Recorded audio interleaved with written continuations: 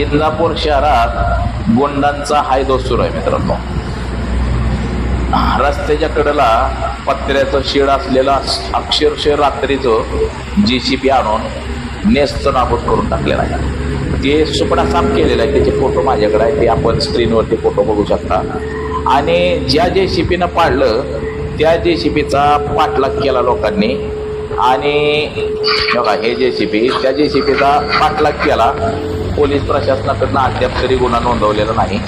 जी car Bolero गाडी त्या JCB घेऊन आली होती ते पाडायला, त्याचे सुद्धा फोटो लोकांनी काढले आणि पोलीस स्टेशनला दिले. परंतु अद्याप त्याच्यावरती गुन्हा दाखल झालेला नाही.